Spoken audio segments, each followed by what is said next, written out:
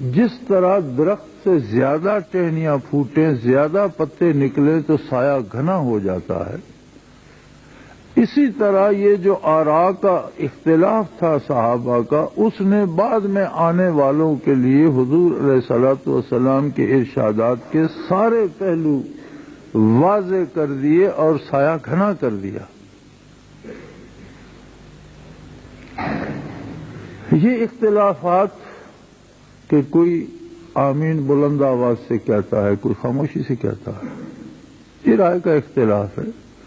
بلند آواز سے بھی ثابت ہے حضور سے، خاموشی سے بھی ثابت ہے۔ کوئی رفع یدین کرتا ہے، کوئی نہیں کرتا، لیکن جو نہیں کرتا ایک تکبیر پر وہ بھی کرتا ہے۔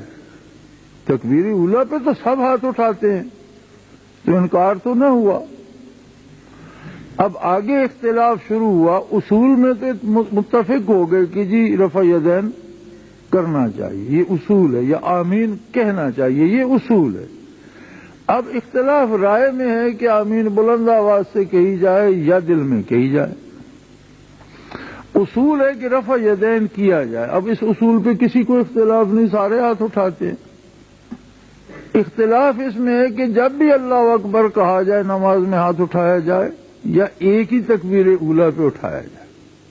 یہ فروعات ہیں، یعنی اس کی آگے تشریحات ہے۔ اس پہ کوئی لڑنے بھڑنے والی بات نہیں ہے، اسے حضور نے باعث برکت فرمایا ہے اور اس میں برکات ہیں۔ ہمارے ہاں اختلاف نہیں، ہمارے ہاں مخالفتیں ہیں۔ کوئی بھی کسی ایک رسم کے پیچھے جو لگ جاتا ہے، آپ اسے روکے نہیں، صرف اس رسم میں شریک نہ ہوں تو وہاں سے مخالفت شروع ہو جاتی ہے۔